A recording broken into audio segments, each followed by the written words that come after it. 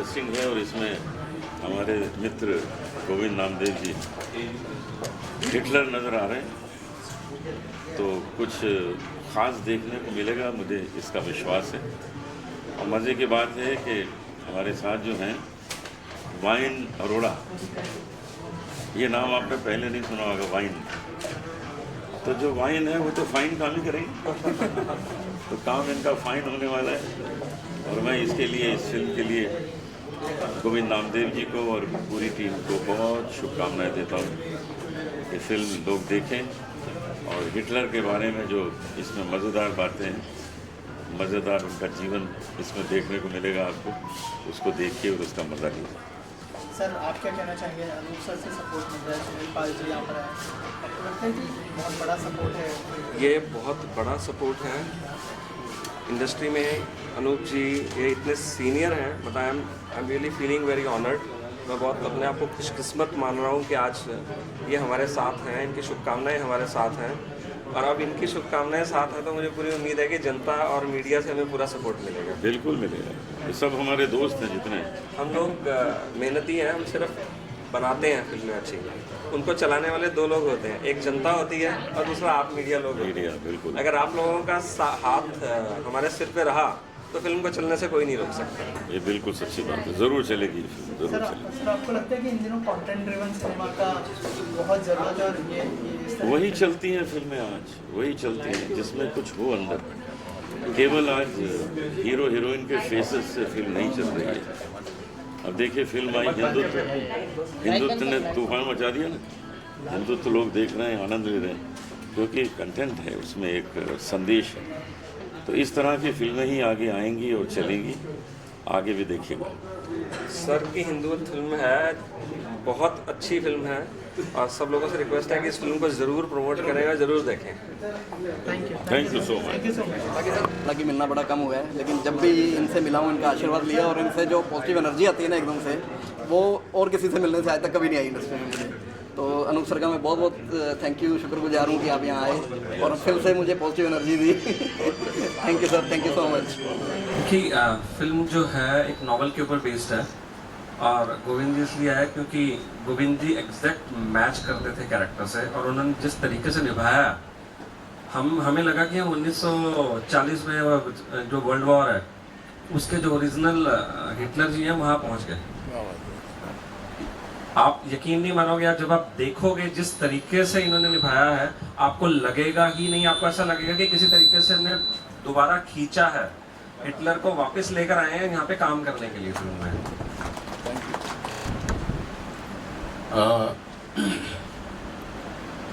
मैं इस फिल्म से जुड़ी हुई 2-3 बातें मैं आपको बताना चाहता हूँ, उसके आधार पर हमें इस फिल्म को देखना चाहिए, ऐसा मैं मानता हूँ। मैंने कल फिल्म देखी है और मैं बहुत इम्प्रेस हो गया इस फिल्म से। पहली बात तो ये है कि ये एक नॉर्मल रूटीन फिल्म नहीं है कि सीधे सीधे कहानी को कह दिया और सबकी समझ में आ गया। ये एक एक्सपेरिमेंटल फिल्म है। आजकल फिल्म मेकिंग में एक्सपेरिमेंट्स का एक अच्छा खासा दौर चल रहा है। जब से OTT आया है, हर तरह के एक्सपेरिमेंट्स को काफ़ी वेलकम मिल रहा है, शॉर्ट फिल्म्स के द्वारा, वेब फिल्म्स के द्वारा, वेब सीरीज़ के द्वारा।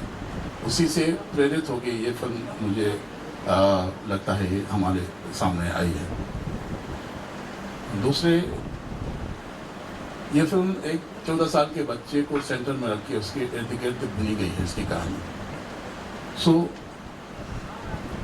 ये फिल्म एक चिल्ड्रन फिल्म के तौर पर ट्रीट की जानी चाहिए, देखी जानी चाहिए, ऐसा मैं मानता हूँ। आप बताएं, ठीक है ना? ताकि कोई कंफ्यूजन ना रहे। बच्चों के द्वारा एक पूरी दुनिया का एक बड़ा मैसेज इस फिल्म के द्वारा इस फिल्म में है। तीसरे,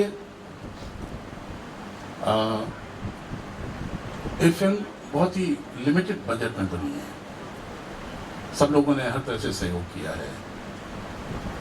बहुत ज़्यादा प्रोडक्शन वैल्यूज भले ही इसमें ना देखें, लेकिन जो मैसेज इस फिल्म के द्वारा कहा गया बहुत ही सशक्त ढंग से सामने आया है सब।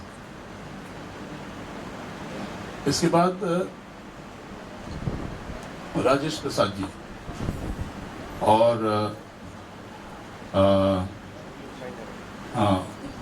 ये वाइन अरोड़ा जी, ये कोई प्रोफेशनल फिल्म मेकर नहीं है। राजेश जी सेंट्रल स्कूल में एक अध्यापक हैं। इन्होंने एक कहानी लिखी है, ये इनका बेबी है। इन्होंने चूँकि ये इनकी रुचियाँ, इनकी इंटरेस्ट कला क्षेत्र से जुड़े हुए हैं, सृजनात्मक ढंग से ये हर चीज़ को देखते हैं, कहानियाँ लिखते हैं, उसमें भी एक्सपेरिमेंट्स करते हैं। सो इनका इरादा ये था कि ये जो मैंने कहानी लिखी है ये मेरे ढंग से आए, जैसे मैं चाहता हूँ वैसे आए। इसके लिए मैं खुद भी पैसा लगाता हूँ और इन्होंने इन लोगों अपने ब्रदर को जोड़ लिया, इनको जोड़ लिया और ये इस तरह से सब लोगों के से मिले। ये मैं इनसे पहली बार मिला था सीधी नाम की एक जगह है मध्य प्रदेश में, वहाँ एक थिएटर फेस्टिवल हो रहा था, वहाँ पर इनसे मेरी पहली मुलाकात हुई।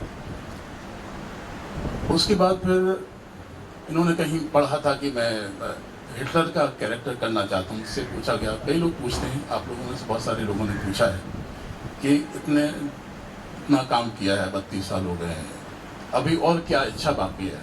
इच्छा तो ख़त्म होती नहीं है एक्टर की, ऐसा लगता है वो आखिरी सांस तक करता रहे कुछ ना कुछ।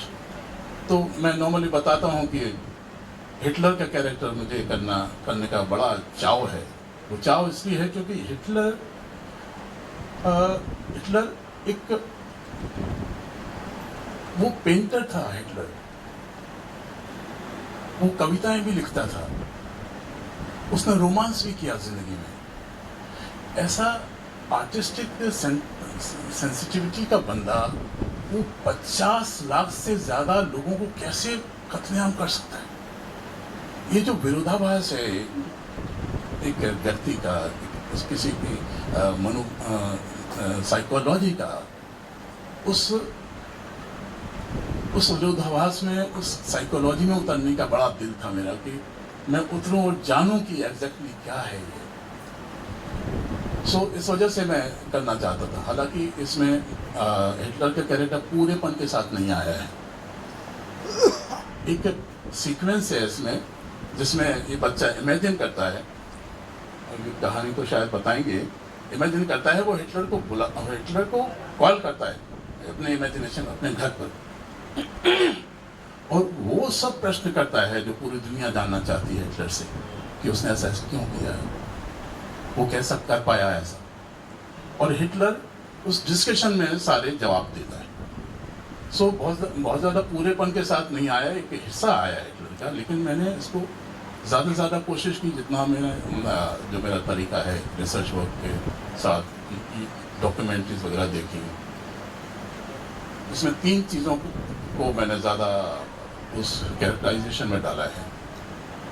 उसका वॉक, मैं ज़्यादातर कोशिश करता हूँ कि जो कैरेक्टर है उसमें हर कैरेक्टर में अलग तरह का वॉक दिखाई दे।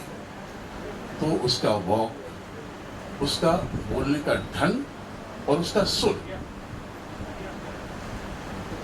और उसका खड़े होने का स्टांस, जो जिसमें एटीट्यूड दिखता है, ये 3-4 चीज़ें हैं जिनको मैंने इसमें डालने की कोशिश की है और इसको मैंने इस कैरेक्टर को कैरेक्टराइजेशन दिया है और परफॉर्म किया है। कितना आया वो तो सब आप लोग, इन्होंने तो मेरा बहुत ही हौसला बढ़ा दिया। ये क्या कि मुझे अभी तक उसका कोई रिस्पॉन्स आया नहीं था क्योंकि लोगों ने देखा नहीं, उन्होंने बोला है तो मैं बहुत खुश हो गया।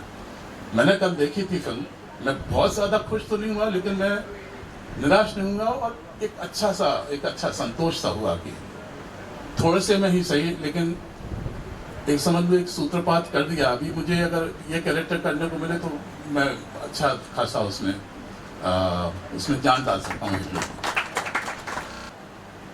सो इसी तरह से ये फिल्म देखी जानी चाहिए और मुझे लगता है कि जो संदेश ये देना चाहते थे हमारे राजेश प्रसाद जी, वो संदेश पूरेपन के साथ और अच्छे पूरे सशक्त ढंग से इस फिल्म में आया है। और इस रूप में राजेश जी भी सक्सेसफुल हुए हैं और हमारे प्रोड्यूसर भी सक्सेसफुल हुए हैं, हमारे डायरेक्टर भी successful. Thank you very much. मैंने 3 साल पहले फिल्म इंडस्ट्री में एंट्री की थोड़ा पीछे होकर बोल सकते तो 3 साल के अंदर मैं करीब 30-40 शॉर्ट फिल्में, वेब सीरीज, म्यूजिक वीडियोस बना चुका हूँ। फीचर फिल्म में अब हमने एंट्री की है।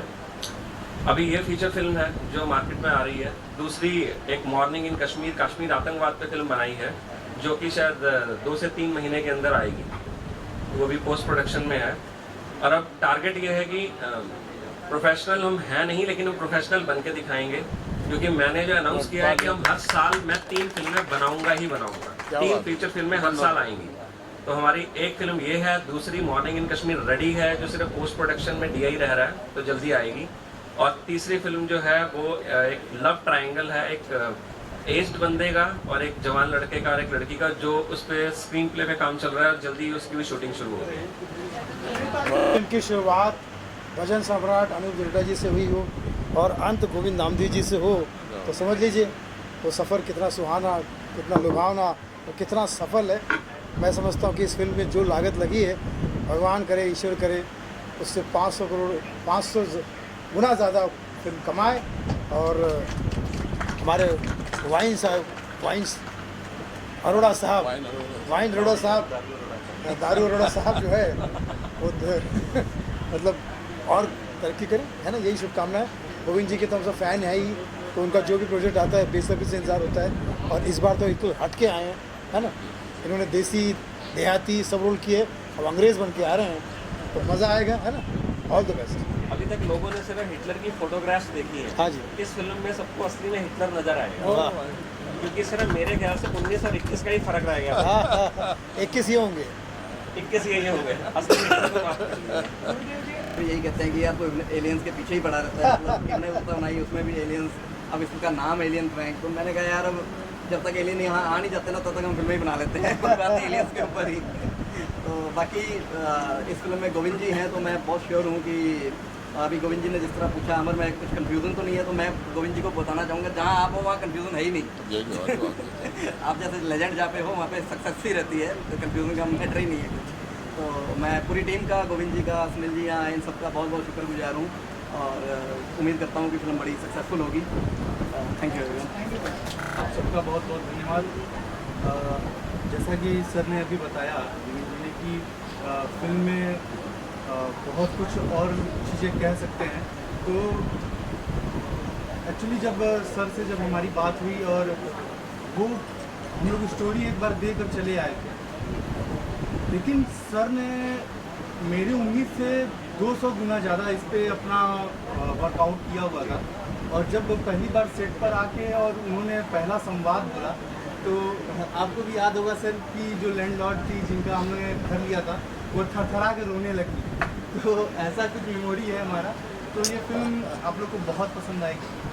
छोड़ नहीं सकते इस फिल्म को, पूरी तरह से समझना है तो आपको स्टार्टिंग से एंड तक देखना पड़ेगा, क्योंकि इसकी एक एक डायलॉग कहीं ना कहीं या तो आगे से कनेक्टेड है या पीछे से कनेक्टेड है। तो ये एक सीक्वेंस में चल रही है पूरी फिल्म। तो पूरी टीम को मेरी तरफ से बहुत बहुत शुभकामनाएं, बधाई। तो मैं इतना कहना चाह रहा हूँ, कभी थोड़ी पहले मैंने बोला भी था कि जितने इंडस्ट्री के विलन हैं सारे बड़े प्यारे नेचर के हैं। 4-5 दिन पहले की बात बताता हूँ, मैं सबके साथ एक प्रोग्राम में था, उसमें जैकलीन जी भी थी और सब थे। तो मेरी वाइफ रील में वीडियो भी बनाती रहती है बीच में, तो कभी कभी के साथ में आ जाता है। मेरी वाइफ बोलती है कि आपको दाढ़ी पे, इधर से लोग मैसेज करते रहते हैं कि बोले बहुत ज़्यादा एज है कि बहुत ज़्यादा एज है, तो आप दाढ़ी काली करते हैं। तो मैंने बोला 3-4 दिन बाद दाढ़ी काली करती हूँ। उस प्रोग्राम में सर मिल गए, सर से मुलाकात हुई, तो सर बोले यार आपका लुक बड़ा प्यारा लग रहा है। तो सर ने खुद बोला, जबकि मेरी सर से खुद बात की इच्छा थी, लेकिन कभी इंडस्ट्री ऐसी है ना, तो आदमी सामने जाकर कभी कभी बात नहीं कर पाता, कैसा लगता है कि बुरा लग जाए या प्रोग्राम में लगे हुए। सर ने सामने से मुझे रोका और मुझसे बात की, यार बड़ा प्यारा लुक लग रहा है तुम्हारा, मुझे बुलाओ एक साथ में फोटो लीजिए। तो मैंने तुरंत सर के बैठ के मैंने बोला सर हम तो आपको देख के बड़े हुए हैं और आपने ऐसा कह दिया, मेरा कॉन्फिडेंस अलग बढ़ गया। तो जिस फिल्म में एक्टर इतने प्यारे, इतने सज्जन हो और जो प्रोड्यूसर की तारीफ कर रहे हो, खास तौर से एक्टर, और प्रोड्यूसर की तारीफ कर रहे हो बनने के बाद, जब पिक्चर कंप्लीट हो जाए तो पिक्चर सुपर डुपर हिट बनने के बाद। देखिए जैसा कि पहले भी अभी हेलो हाँ, जैसे कि नामदेव जो सर जो है अभी बता रहे थे कि ये मूवी जो है इसको समझने के लिए मुझे ऐसा लगता है, 2 शब्दों में मैं बोलूँगा, तो शायद एक बार आप मूवी देखेंगे इसके बाद आपको गूगल करना पड़ेगा। गूगल करके कुछ चीज़ें समझेंगे, इसके बाद दोबारा ये मूवी देखेंगे, तभी आपको मूवी पूरी समझ में आएगी, इसका सार पता होगा। सबसे पहले तो आप सभी का बहुत बहुत धन्यवाद, और सुनील सर का, गोविंद सर का। तो मेरा क्या है कि अभिनेता को फिल्म के बाद बात करनी चाहिए, तो आप उसका इंतज़ार करिए। फिल्म आती है, आप सभी देखिए, उसके बाद क्या रिएक्शंस आते हैं उस पर हम बात करेंगे। Thank you so much. अभी आपने ट्रेलर देखा, conceived and written by Rajesh Prasad. Conceive शब्द मैंने बहुत सोच समझ डाला था, ताकि मुझे लगे कि सब कुछ मेरा ही है, बाकी तो मेरे सहयोगी है, मेरे साथी हैं। लेकिन बाद में ये लगा कि कोई किसी का नहीं है, सब कुछ सब लोगों का होता है। लेकिन लिखने में जो अहंकार आता है, उस अहंकार को प्रदर्शित करने के लिए मैंने उसको कंसीव्ड लिखा था, फिर बाद में हटा नहीं पाया, वही रह गया, कोई बात नहीं है, अगली बार देखेंगे। ये फिल्म हमने बहुत ही लगन के साथ, मेहनत के साथ बनाई है, और जितनी भी हमारे भीतर सृजनात्मक क्षमता थी, क्रिएटिव करने की कुछ इच्छा थी, उससे हमने करने का प्रयास किया है बहुत ही कम संसाधनों में। हम चाहते हैं कि हमारी फिल्म को जनता का, लोगों का, विशेष रूप से किशोरों का अधिक से अधिक प्रेम मिले। तमाम विद्यालयों के बच्चे इसको देखें, कम से कम जो क्लास 9, 10, 11, 12 में पढ़ते हैं, ग्रेजुएशन पढ़ते हैं, देखें इसे। जैसा पहले मैंने कहा, एक बार देखें, बार बार देखें, अच्छी लगेगी। क्योंकि जो चीज़ हमें अच्छी नहीं न भी लगे अगर, तो हमारे साथ जब रहती तो अच्छी लगने ही लगती है, ऐसा कुछ नहीं है। धन्यवाद सर।